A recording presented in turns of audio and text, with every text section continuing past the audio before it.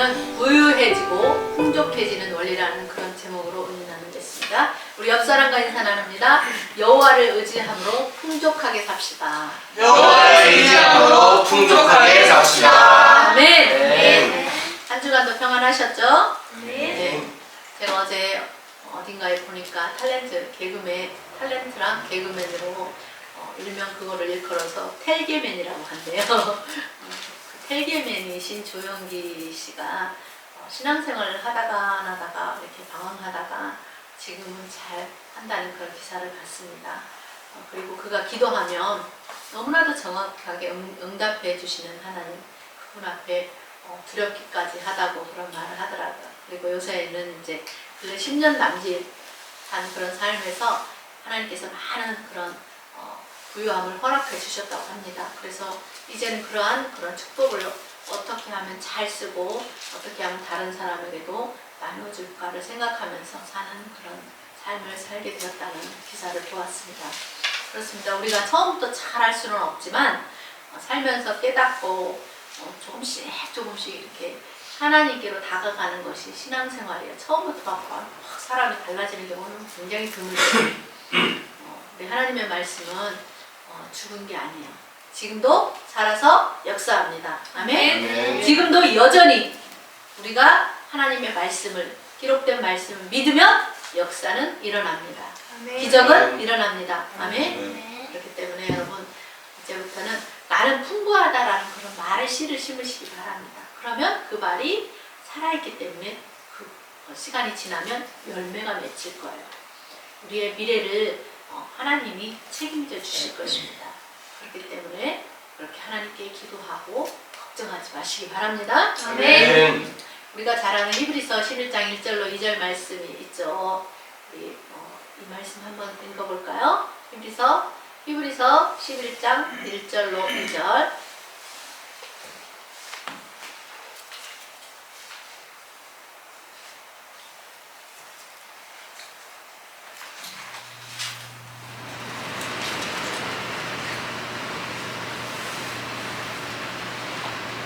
신약성경 히브리서 11장 1절 2절.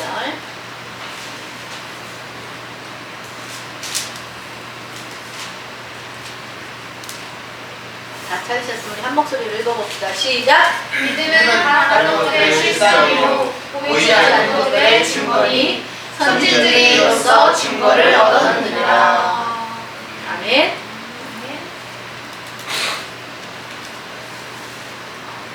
믿음은 바라는 것들의 실상이요 보이지 않는 것들의 증거니 누가? 선진들이 이로써 증거를 얻었다라고 말씀하죠. 우리가 여기서 두 가지 측면의 믿음을 볼 수가 있어요. 하나는 믿음은 바라는 것들의 실상이 된다는 것이고, 다른 하나는 믿음은 보이지 않는 것들의 증거가 된다는 거예요.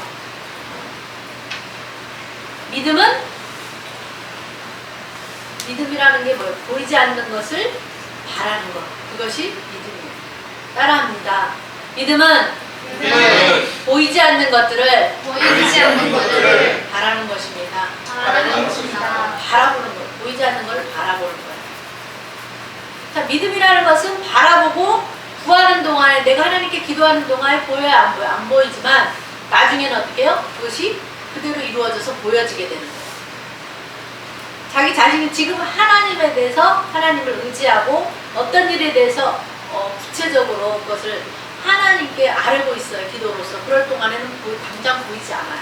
근데 어느 날 내가 그때 그렇게 기도했던 그 일이 하나님께서 이루어주심으로 말미암아 그것이 실제가 되게 하는 것을 보게 된다는 거죠. 그렇기 때문에 우리가 하나님을 의지해서 바라고 구했던 그 소원들이 이루어짐으로써 아무도 알 수 없었던, 보이지 않았던 것들이 보여지게 만들어줌으로써 인해 믿고 구했던 것들에 대한 증거를 갖게 된다는 거예요. 그것이 내 삶 속에 이루어지는 간증이 되게 하신다는 거죠. 그것이 바로 히브리서 11장 1절로 2절 말씀, 우리에게 가르쳐주는 진리예요. 여러분들도 하나님 여호와를 믿고 의지함으로 이런 증거들을 갖기를 바랍니다. 아멘. 자, 그런데 믿음이라는 게 어때요? 지금 당장 보이지 않기 때문에 누가 어떤 믿음을 가지고 있는지 우리가 알 수 없어요. 그리고 그 사람이 가지고 있는 그 믿음이 당장 있는 눈으로 보이지 않아요. 그래서 믿음을, 여러분 안에 있는 믿음을 꺼내서 보여줄 수가 없어요. 그죠? 그러나 나중에는 그가 믿었던 그 믿음이 실제로 이루어졌을 때 비로소 증거를 보여줄 수 있다는 거죠. 자, 잠언 28장 25절에 보면 우리 다 같이 봅시다. 잠언 28장 25절에 보면은 한번 빨리 찾아서 보세요. 자, 읽어보세요. 읽어보세요. 시작. 욕심이 많은 자는 다툼을 일으키나 여호와를 의지하는 자는 풍족하게 되느니라. 뭐래요? 여호와를 의지하면 어떻게 된대요? 풍족하게 되느니라. 아멘. 여호와를 의지한다는 말은 뭐냐면 기도하고 하나님께 맡긴다는 거예요. 이 문제를 하나님께 탁 불려보낸다는 거예요. 그리고 더 이상 신경 쓰지 않는 거예요. 기억하지 않아요. 탁 불려보내는 거예요. 하나님께서 하나님 은혜 베풀어 주시기를 구하고 역사해 주시기를 기도하고 맡겨버리는 거예요. 계속 그거 한번 해놓고 그걸 막 계속 또하고 이렇게 하는 게 아니에요. 그렇게 하나님의 얼굴을 구하고 하나님의 은혜, 그 도우심을 바라보면 놀라운 역사가 저와 여러분에게도 일어나는 거예요. 아멘. 자, 지난주에 사부님께 있었던 간증이에요. 자, 어떤 마음의 상태인지는 저는 몰라요. 그러나 연말에 이제 연말정산을 받게 되잖아요. 근데 보니까 환급금이 생각보다 너무 적게 나오는 거예요. 그래서 환급금이 너무 적다고 생각이 들어서 하나님을 의지하고 도우심을 구하는 기도를 한 거예요. 자, 여호와를 의지하는 자는 풍족하게 되느니라 그랬잖아요. 자, 하나님 환급금이 너무 적어요. 그러니 특별하고 아주 특별하고 획기적인 방법으로 환급금이 더 많이 나오게 해달라고 그렇게 기도를 했다고 합니다. 어떻게 됐을까요? 이루어졌으니까 제가 얘기를 하는 거겠죠. 예. 얼마 있다가 확인해 보니까 환급 금액이 처음에 받을 금액의 10배를 더 받게 되었다고 합니다. 할렐루야? 아멘. 네. 저도 제가 무술조 식당을 했을 때 우리가 벌어들인 수입에 비해서 세금을 더 많이 냈다는 그런 생각이 들어서 하나님께 기도한 적이 있어요. 하나님 아무리 생각을 해봐도 우리가 세금을 더 많이 낸 것 같아요. 세금을 좀 돌려받게 해주세요. 그렇게 기도를 했더니 하나님이 그때 당시 100만 원이 조금 안 되는 90몇만 원을 돌려받게 하신 적이 있어요. 저도 옛날에는 하나님께 뭐 물질적인 걸 구하면 안 되는 줄 알았어요. 근데 내가 자녀잖아요. 하나님의 자녀이니까 얼마든지 아버지께 구할 수 있는 자격이 있잖아요. 그때 그것을 깨달을 때부터 저도 물질적인 것을 구하는 그런 기도를 했습니다. 여러분들의 필요를 아버지한테 얼마든지 구하세요. 여러분들이 하나님의 뜻에 합당하게만 산다면. 우리 사부님이 만약에 어쩔 수 없지 뭐 이렇게 포기하고 기도하지 않았더라면 아무 일도 일어나지 않았을 거예요. 그죠? 그러나 포기하지 않고 내 사정과 형편을 나의 마음의 생각을 하나님께 알고 하나님의 그 특별하고 획기적인 방법을 구했더니 하나님께서 그 기도를 들으시고 응답하시고 구한 대로 이루어 주셨습니다. 할렐루야. 아멘. 우리 멋진 하나님을 찬양합니다. 아멘. Thank you, Jesus. Thank you, Jesus. 우리 하나님은 이렇게 죽은 하나님이 아니에요. 우리의 기도를 들으시고 응답하시는 세미하신 하나님. 귀를 기울여 들으신다고 했잖아요. 하나님의 자녀들이 뭐라고 기도하는지 나에게 무엇을 구하는지 귀를 기울여 들으시는 그 하나님은 죽은 하나님이고 살아계신 하나님. 그 하나님 우리 하나님. 우리 하나님은 산 자의 하나님, 믿는 자의 하나님. 죽은 자의 하나님, 믿지 않은 자의 하나님이 아니라 산 자, 믿는 자의 하나님. 그 하나님이 우리의 기도를 들으세요. 응답하시기 때문에 여러분들 많이 하세요. 기도를 마음껏.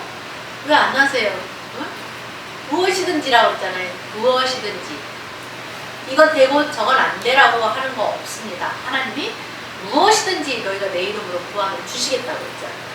여러분들 매주 수요일 금요일마다 또 주일마다 예배를 하잖아요. 그렇기 때문에 여러분들 안에는 뭐예요? 하나님이 예비하신 그 축복을 끌어당길 능력이 있어요. 그게 갖춰져 있단 말이에요. 그렇기 때문에 여러분의 필요를 무엇이든지 기도하고 아뢰시기 바랍니다. 집이 필요합니까? 여차저차 이러니 하나님 아버지 우리에게도 여차저차 이렇게 할 수 있게 해주세요. 기도 미리미리 해놓으면 반드시 열매가 맺혀져요.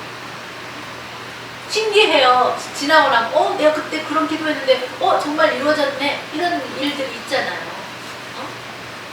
그래서 여러분들이 기도함으로써 하나님이 예배하신 축복을 받아 누리시기 바랍니다. 어떤 사람 기도해서 10개, 100개 받는데 조지밀러 목사님은 이렇게 5만 번이나 응답을 받았는데 왜 우리는 조금만 구해서 조금만 받아야 돼요? 우리가 구하지 않기 때문에 그래요. 자기 정력으로만 쓰려고 구하기 때문에 자기 정력이 아니라 하나님의 영광을 위해서 구하면 하나님 얼마든지 이루어주시는 하나님이죠. 그래서 여러분의 간증이 되게 하시고 간증이 더 많아지게 하시기 바랍니다. 아멘. 왜 우리가 이런 말을 할 수 있습니까? 너희가 내 안에 거하고 내 말이 너희 안에 거하면 무엇이든지 원하는 대로 구하라 그랬잖아요. 그러면 이루리라. 누가 말씀하셨어요? 예수님이 못할 일이 전혀 없으신 하나님이 말씀하셨어요. 이 말씀을 내 걸로 붙잡아요. 그것이 믿음이에요. 시편 23편 1절에 우리가 그 말씀을 잘 알잖아요. 그 말씀을 의지하여 그물을 내리시기 바랍니다. 여호와는 나의 목자시니 내게 부족함이 없습니다 라고 풍부를 외치세요. 난 왜 이렇게 가난한 거야? 이렇게 입으로 자꾸 그런 가난을 씨를 심으면 안 돼. 이 가난이라는 문제를 바라보지 말고 여호와께서 나의 목자가 되시니 나는 부족함이 없다라고 그렇게 고백을 하고 말로 심으면 그것이 씨가 되어서 싹이 나면 열매를 맺어요. 우리 하나님이 내 귀에 들린 대로 시행하리라고 하신 것처럼 하나님이 들으신 대로 부족함이 없게 해주시겠다고 분명하게 약속하셨단 말이에요. 아멘? 저도 이 말씀을요 참 많이 선포하며 기도했어요. 저희도 이게 경제적으로 좀 어려움이 있었을 때가 있었잖아요. 그때 여호와는 나의 목자시니 내게 부족함이 없습니다. 이렇게 고백을 많이 했어요. 왜? 이 말씀의 원리를 알았기 때문에. 예전에는 몰라서 사용을 안 했지만 그 원리를 알고부터는 여호와는 나의 목자시니 내가 부족함이 없습니다. 여호와는 나의 목자시니 내가 부족함이 없습니다. 나는 부족함이 없습니다. 나는 부족함이 없습니다. 어떻게 됐어요? 부족함이 없게 되었습니다. 아멘? 할렐루야. 주님께서 나의 목자가 되어주시니 내가 부족함이 없다라는 그 말을 심으시기 바랍니다. 따라합니다. 여호와는 나의 목자시니 내게 부족함이 없습니다. 여호와는 나의 목자시니 내게 부족함이 없습니다. 이거 그냥 읽고 끝나라고 기록된 말씀이 아니에요. 이대로 우리도 그대로 말로 심고 시행하면 우리가 그렇게 믿음으로 고백하면 이루어진다는 걸 여러분들도 경험하라고 기록된 말씀이에요. 그들만의 옛 선진들만의 그런 그들에게만 주는 게 아니에요. 오늘을 사는 우리에게도 미래에 올 사람들에게도 주시는 말씀이잖아요. 동일한 말씀이에요. 남들은 다 안 된다 어렵다 할 때 되어지는 역사, 더 많아지는 역사, 더 축복되어지는 역사가 여러분 모두에게 일어나기를 주님의 이름으로 축원합니다. 아멘. 왜 그래요? 오늘 말씀해 보니까 흩어 부재하여도 더 구하게 되는 일이 있나니 과도히 아껴도 가난하게 될 뿐이라. 부재를 좋아하는 자는 풍족하여질 것이요 남을 윤택하게 하는 자는 윤택하여지리라는 축복받는 영적 원리가 여기에 있기 때문에 이 말씀을 믿음으로 나의 것으로 취하고 이것을 내 안에 말씀을 간직하고 이렇게 살면 이렇게 되어져 하나님의 약속대로 되어지는 거예요. 여기서 과도하게 아낀다는 말은 내가 막 알뜰하게 살고 그런 거를 말하는 게 아니라 그건 우리가 그렇게 살아야 돼요. 그런 것이 아니라 남을 위해서 쓰는데 아끼는 것 있잖아요. 부재하고 막 이런 것들 있잖아요. 선교하고 이런 것을 그런 하나님이 기뻐하시는 선한 일에 쓰는 것을 아끼는 사람을 과도히 아끼면 가난하게 된다는 얘기예요. 우리가 이걸 잘못 이해하면 안 됩니다. 자, 흩어 부재하여도 더 부하게 되는 일이 있다는 거예요. 어떻게 하면 이렇게 될까요? 막 부재하는데 막 흩어서 부재하는데 어떻게 쓰고 나면 없어질 것 같은데 어떻게 부해진다는 거예요. 하나님은 우리가 여기저기다 흩어 부재하며 살기를 원하시고 그렇게 살 때 부하고 풍족하게 해주겠다고 약속하시는 말씀이 오늘 이 잠언 11장 24절로 25절에 있는 말씀이에요. 그렇기 때문에 우리가 하나님께서 주시기 원하시는 그 부요와 풍요를 누리기 위해서 어떻게 살아야 되는가? 첫 번째, 우리가 어떻게 하고 어떻게 부유하고 부하게 되고 풍족하게 되는지, 첫 번째 말씀은 여호와를 경외하며 그의 계명을 크게 즐거워하는 자에게 이 하나님께서 부와 재물의 복을 주신다고 말씀하고 있어요.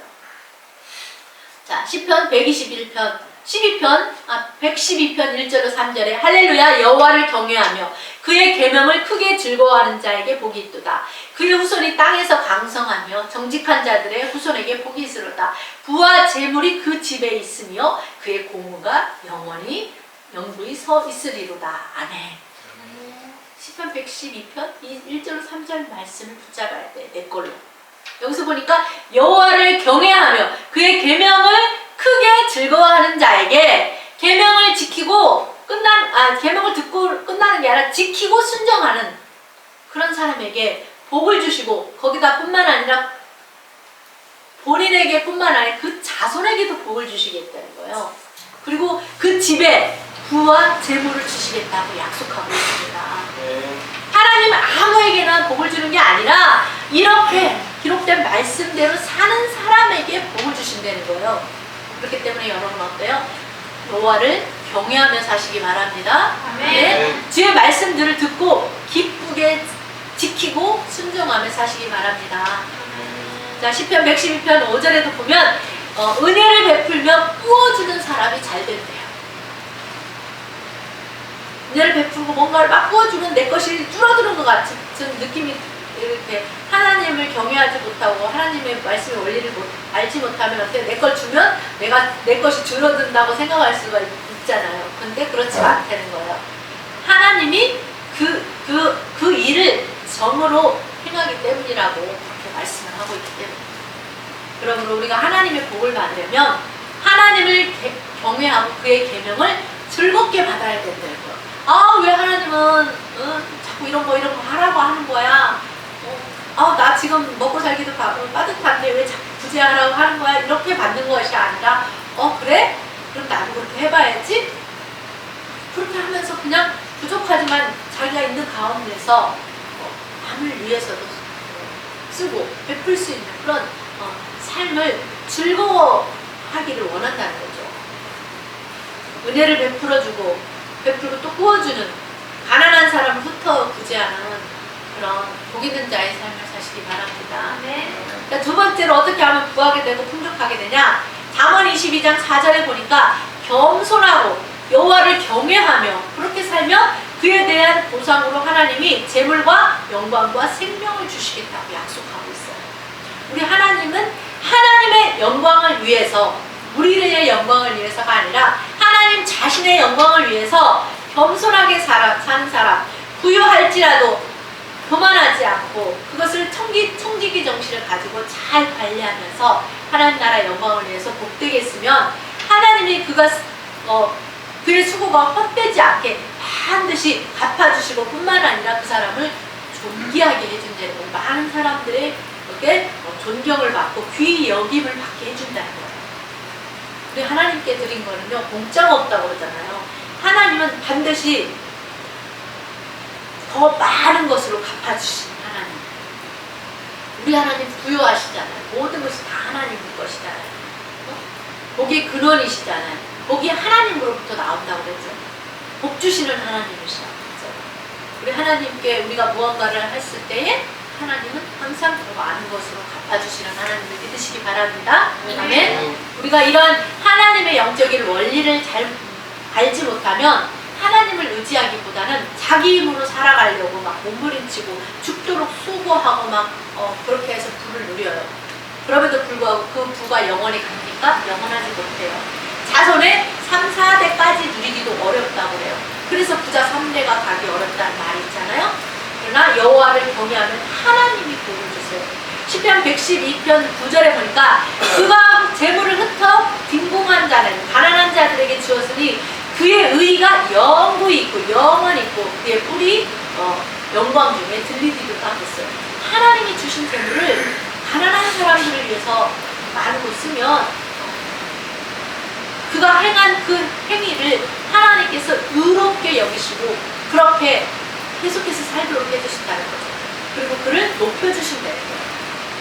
또 잠언 10장 22절에 보니까 여호와께서 주시는 복은 사람을 부하게 하고 근심을 겸하해 주지 않는데요. 할렐루야. 아멘. 복을 받고 근심도 따라오면 이건 진정한 복이 아니잖아요. 그죠? 복을 받고 가정도 평안하고 아무 걱정 근심이 없는 그것이 진정한 축복이잖아. 하나님이 주시는. 우리가 얼마나 감사해요. 저희 가정이 지금 그런 상태잖아요. 어떤 분이 저보고 얼굴이 왜 이렇게 굉장히 막 놀라는 거예요. 우리가 별거 없는 것 같은데 왜 그래요? 그래서 막 그러는 거. 그래서 나의 삶은 지금 너무나 평안하고 걱정 근심이 없다. 우리 교회도 너무너무 모든 면에서 너무 좋고 걱정 근심이 없다. 그렇게 제가 말씀을 드린 적이 있어요. 자, 세 번째로 우리가 어떻게 하면 부하가 되고 풍족하게 되냐? 신명기 15장 7절로 11절에 보니까 빚진 자의 빚을 매 7년이 되는 끝에 가갖고 면제해주면 하나님이 갚아주심으로 모든 일과 손으로 하는 모든 일에 복을 주시겠다고 약속하고 계십니다. 자, 여러분 은행에서 빚을 지면 한 달만 연체가 돼도 한두 달만 연체가 돼도 그 집이 어떻게 돼요? 바로 경매로 넘어가 버리잖아요. 은행에서는 봐주지 않아요. 사정과 형편을 듣지를 않아요. 바로 경매로 넘겨요. 근데 어때요? 세상에는 수많은 사람들이 빚을 지고 살고 있잖아요. 뭐 현재 우리나라 개인의 빚도 다 합치면 막 수백조에 이른다고 막 그런 말도 하잖아요. 하나님은 내 형제가 진 빚에 대해서 나에게 꾸어갔는데 그 빚에 대해서 7년이 된 그 끝에 가서 면제해줘라 그래요. 7년 동안을 기다렸는데도 갚지 못하면 없던 걸로 해주라는 거예요. 계약 끝난 걸로 해주라는 거예요. 그렇게 하면 우리가 그 하나님이 말씀하신 대로만 하면 하나님이 그것을 책임져 주시고 내가 하는 모든 일에 네가 너의 손이 닿는 모든 일에 내가 복을 주겠다. 누가 복을 준대? 사람이 복을 주는 게 아니라 하나님이 복을 주신다는 거예요. 저희도 어떤 분한테 그렇게 한 경우 있잖아요. 근데 이제 한 4년, 5년 차 들어가는 것 같아요. 2년이 지나면 우리도 면제를 해줘야 될 것 같아요. 예. 꼭 여러분에게 빚진 가족이 있지만 끝까지 받으려고 하지 말고 7년에 한 번씩 그 사람 7년이나 됐는데도 못 갚으면 면제해주래요. 이제 끝내라는 거예요. 그러면 저도 그렇게 기도하거든요. 저분이 우리에게 갚지 못하면 하나님이 갚아주세요. 저는 그렇게 기도해 왔어요. 계속. 그리고 받을 생각을 하지 않았어요. 그분이 못 갚으면 하나님이 갚아주세요. 그렇게 기도하면 하나님이 우리가 생각지 못한 방법으로 다른 통로를 열어서 다른 통로를 통해서 채워주시는 하나님, 그 하나님, 우리가 경험하고 그 하나님, 멋진 하나님을 찬양하고 하나님께 영광을 돌릴 수가 있는 거죠. 자, 7절로 11절에 제가 한번 읽어보겠습니다. 내 하나님 여호와께서 내게 주신 땅 어느 성읍에서든지 가난한 형제가 너와 함께 거주하거든 그 가난한 형제에게 내 마음을 완악하게 하지 말며 내 손을 움켜쥐지 말고 반드시 내 손을 펴서 그에게 필요한 대로 쓸 것을 넉넉하게 부어줘라. 참가 너는 내 마음에 악한 생각을 품지 말라. 곧 이르길 일곱째 해 면제년이 가까웠다 하고 내 궁핍한 형제를 악한 눈으로 바라보며 아무것도 주지 아니하면 그가 너를 여호와께 호소하리니 그것이 내게 죄가 되리라. 너는 반드시 그에게 줄 것이요 줄 때에는 아끼는 마음을 품지 말 것이니라. 이로 말미암아 내 하나님 여호와께서 내가 하는 모든 일과 내 손이 닿는 모든 일에 내게 복을 주시리라. 땅에는 언제든지 가난한 자가 그치지 않겠으므로 너는 반드시 내 땅에서 내 형제 중에 곤란한 자와 궁핍한 자에게 내 손을 펼지니라. 아멘. 신명기 15장 10절에 보면 너는 반드시 그에게 구제할 것이요 구제할 때는 아끼는 마음을 품지 말 것이니라 그랬어요. 왜냐하면 그것으로 인해서 내 하나님 여호와께서 너의 범사에 내가 하는 모든 일에 내 손으로 하는 바에 내게 복을 주시리라 그렇게 말씀하고 계시기 때문에 우리 세계를 교회가 지금은 작지만 꾸준하게 구제를 하고 있잖아요.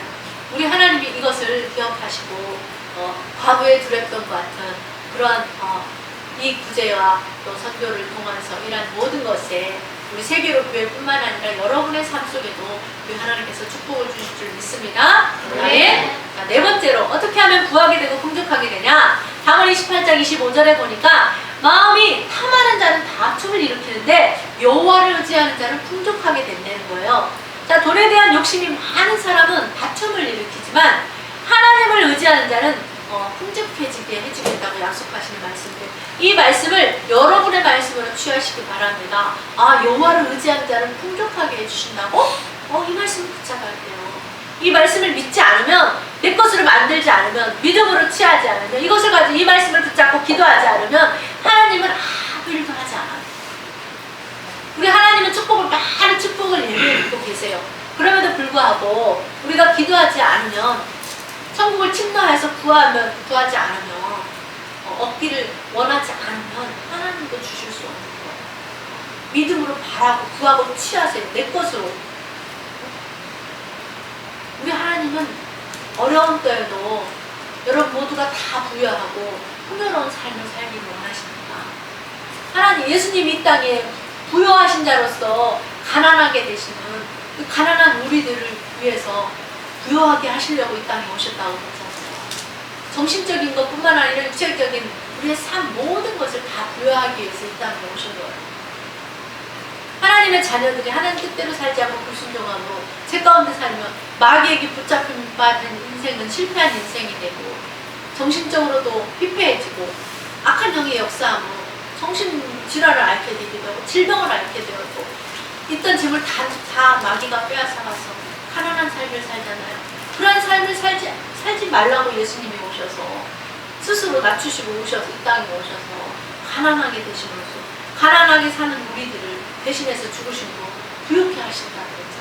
그 말씀을 여러분들의 것으로 믿음으로 받아들이고 취해서 내가 더 이상은 그렇게 살지 말아야지라는 그런 결단도 하고 각오도 하고 해야 됩니다. 우리에게 부욕해 하시고 풍요롭게 하시기 원하는 것, 우리 아버지의 마음, 하나님 마음, 아버지의 마음을 알아야 돼요.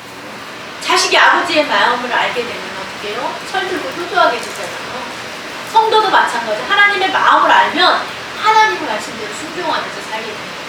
말을 잘 듣는 자식이 어때요? 자식에게는 뭐든지 해주고 싶은 게 부모의 마음이에요. 저도 그래요. 새 자식을 이렇게 놓고 이렇게 저울 지르고 생각을 해봐요. 어쭈 저 자식이 이렇게 하네? 그럼 너 나중에 이런 생각을 할 수도 있어요. 그러나 다 잘해봐요. 다 주고 싶은 거예요. 하나님 아버지도 마찬가지예요. 순종하는 자식에게 더 축복을 주는 거예요. 하나님께 도움을 구하지도 않고 자기 방식대로 자기 생각대로 하면서 자기 멋대로 사는 그런 자식에게는 주지 않아요. 하나님이 만약에 그렇게 살면 그래 네가 알아서 해. 그래 네가 알아서 살아. 그러면서 하나님도 안 도와주고 내버려 두는 거예요. 속을 썩더라도 막 자꾸 찾아와가지고 막 죽는 신용하면서 어렵다고 하면서 막 한 번만 도와달라고 막 그렇게 하는 자식 부모가 못 이기잖아요. 그래서 어떻게 그 자식이 돈 다 갖다 사업하다 또 쫄딱 망할 수도 있다는 거 알면서도 또 돈을 주는 게 그게 부모의 마음이잖아요. 근데 요즘 어떻게 잘해요? 주식해서 돈 벌어보겠다. 부동산 투기해서 돈 벌어보겠다고 하면서 자기 생각이 앞서가는 거예요. 하나님을 믿는다고 하면서도 하나님을 의지하고 하나님이 기뻐하시는 삶이 무엇인가를 생각하기보다는 내 생각대로 살려고 하는 게 그게 더 그쪽으로 나의 생각과 마음이 더 많이 쏠리게 되면 하나님의 영광이 되지 않아요. 그렇게 해서 이런 분은 하루아침에 독수리가 훅 하고 날아가 버리는 것처럼 그렇게 재물이 날아가 버리는 거예요. 하나님이 훅 하고 불어버리고 날아가는 거예요. 어떤 분 얘기를 들어보니까 직원을 17명이나 두면서 금은방 대리점을 했대요. 돈을 엄청나게 많이 벌었대요. 근데 조금 욕심이 생겨서 주식에 그 돈을 몰빵을 해버렸대요. 하루아침에 그게 다 날아가서 지금은 가난하게 산다. 저는 하나님이 지켜주지 않으면 재물도 날개 달린 독수리처럼 다 날아가 버리는 거예요. 이런 사람 많아요 지금. 누가 지켜줘야 돼요? 하나님이 지켜줘요. 하나님. 근데 하나님 뭐래요? 하나님 말씀을 보니까 허무한 것에 주목하지 마라. 이 허무한 게 뭐예요? 돈이에요, 돈. 돈을 허무한 것이라고. 잠언 23장에 23장 4절 5절에 그렇게 말씀하고 있어요. 자, 이 잠언 23장 4절로 5절에 보면은 하나님 뭐라고 그래요? 부자 되기에 애쓰지 마라. 내 사사로운 지혜를 버려라. 내가 어찌 허무한 것에 주목하겠느냐. 정령의 재물은 스스로 날개를 내어서 하늘을 나는 독수리처럼 날아가리라. 이렇게 말씀합니다. 너의 사사로운 지혜를 가지고 너가 가진 그 지혜가 하나님의 지혜에 비하면 너무나 정말 미약하잖아요. 그런 지혜를 가지고 부자 되려고 애쓰지 마라. 더 부자 되려고 했으면 틀림없이 너의 재물이 독수리처럼 날아가 버릴 거다. 그러니 이 돈이라는 허무한 것에 주목하지 마라. 돈에 관심을 보이지 말라. 그럼 우리가 어떻게 살아야 된다고 성경은 말할까요? 잠언 28장 10절에 보니까 성실한 자가 복을 받는다는 거예요. 자기에게 주어진 일, 어떤 사람은 대기업에 다닐 수도 있고 어떤 사람은 그냥 개인이 하는 그런 직장에 다닐 수도 있고 마트에서 일할 수도 있고 식당에서 일할 수도 있고 여러 종류의 일을 해요. 그런 자기에게 주어진 그 일을 성실하게 하면 복을 받는다. 성경에 보니까 성실한 것이 자산이래요. 우리는 돈이 자산이라고 생각하잖아요. 부동산이 자산이라고 생각하잖아요. 근데 성경은 뭐래요? 성실하게 사는 삶, 그게 자산이라고 말씀해주고 있어요. 우리 사부님도 30년이 넘도록 한 회사에서 성실하게 살아왔잖아요. 하나님께서 갚아주실 줄 믿습니다. 아멘. 지금 누리고 있잖아요. 잠언 22장 9절에 보니까 가난한 사람을 보고 자기의 양식을 나눌 줄 아는 선한 눈을 가진 사람이 복을 받는데요. 가난한 사람을 봤는데 마음이 막 통하는 거야. 막 저 사람 너무 힘들겠다. 나도 옛날에 그런 적이 있는데 그러면서 내 마음이 막 통하는 거야. 쌀이라도 한 푸대 사줘야 되겠네? 그리고 쌀을 한 푸대 더 같이 사다가 집에 갖다 주고 그런 마음을 가진, 눈을 가진 사람, 선한 눈을 가진 사람이 되는 거예요. 그런 사람에게 하나님이 복을 주시겠다고. 그렇게 우리가 그러면 어떻게 살아야 돼? 그렇게 살아야 돼요. 선한 눈을 가지게 해달라고 기도해야 돼요. 그렇게 살아야 돼요. 그리고 또 잠언 21장 26절에 보니까 아끼지 않고 베푸는 의인이 복을 받는다는 거예요. 의인은 누구야? 하나님을 믿는 사람이 막 아끼면서 자기만을 위해서 우리 집에는 과일 썩어나가 이러면서 안 주고 썩어나가도 안 주는 그게 무슨 자랑이라고 그런 말이에요? 그러지 말고 나에게 과일 중에 사과 내가 별로 이렇게 좋아하지 않는 먹히지 않는 그런 사과가 들어왔는데 그러면 가만히 있어봐라. 누구를 주지? 싱싱하고 좋을 때 지금 줘야지. 누구를 줄까 생각을 해보고 아버지 누구를 줄까요? 막 생각하는 사람 있으면 그 사람 갖다 주면 되잖아. 안 갖다 주고 베풀지 않고 하나님을 믿는다고 하면서 베풀지 않고 내 냉장고 안에 채워놓고 그것이 시들어서 정말 먹을 수 없을 때까지 썩어 나갈 때까지 주지 않는 그런 삶을 살면 안 되는 거예요. 빨리 생각을 해야 돼요. 자, 잠언 27장 10절에 보니까 어려울 때에는 가까운 이웃이 먼 친척보다 낫대요. 그런 말 있잖아요. 멀리 있는 친척보다 가까이 있는 이웃이 더 낫다고. 그런 우리나라 속담도 있는 것처럼 성경에 그 말이 나오잖아요.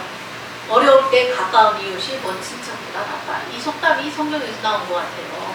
자, 또 28장 25절에 보면 여호와를 의지하는 자는 풍족하게 된다. 또 27절에 보니까 가난한 자를 구제하는 자는 궁핍하지 아니하지만 못본치 않은 자는 저주가 크다고 했어요. 자, 사람이 아무리 돈이 많다고 땅이 많고 건물이 많다고 자랑할지라도 그것을 하나님의 영광을 위해서 쓸 생각이 없는 사람의 돈은 무슨 소용이 있어요? 아무 소용이 없는 거예요. 성경에 말하죠. 너희는 먼저 그의 나라와 그의 의를 구하라고 했어요. 구제가 바로 그런 거죠. 먼저 그런 일들을 해야 돼요. 하나님이 주신 재물을 가지고 가난한 자들을 위해서 손을 펴고 구제함으로써 하나님의 영광이 되도록 써야 된다. 나의 영광이 아니라 내가 그 일을 함으로써 하나님이 드러나게 하는 거. 저런 진짜 하나님 믿는 사람이네. 그 사람 하는 행동을 보니까 그 삶을 보니까 저 사람이 진짜 하나님 믿는 사람이야라고 칭찬을 들음으로써 하나님의 영광을 보여요. 저렇게 살아야 돼. 하나님을 믿으면 저렇게 살아야지. 여러분 우리 세계를 들고 이 말씀, 기록된 말씀처럼 그렇게 쓰려고 노력을 합니다. 우리가 하나님의 것을 가지고 하나님께 영광이 되도록 잘 쓴다면 하나님께서는 우리 세계로교회와 성도들에게 반드시 하나님께서 구하게 해주시고 풍족하게 해주실 것을 믿습니다. 아멘. 우리 각자의, 여러분에게 각자에게 주어진 그 삶을 성실하게 일하면서 사시기 바랍니다. 자기만 잘 먹고 잘 살기 위해서 일하는 것이 아니라 다른 사람, 어려운 사람을 만났을 때 도와주기 위해서 내가 열심히 살아야겠다고 하는 나의 마음 한구석에 그런 일정한 부분의 마음을 남겨두고 그런 선한 눈을 가진 마음으로 살아가는 여러분 되시기 바랍니다. 그래서 우리가 남의 눈치 보지 말고 하나님이 나에게 주신 그 재물 안에서 우리가 할 수 있는 선에서 그렇게 행하고 살면 됩니다. 여러분이 어려운 이 경제적 기근 가운데서도 흩어 부재함으로써 하나님께서 복을 주셔서 부유해 주시고 풍족해지는 그런 축복을 누리시기를 주님의 이름으로 축원합니다. 아멘.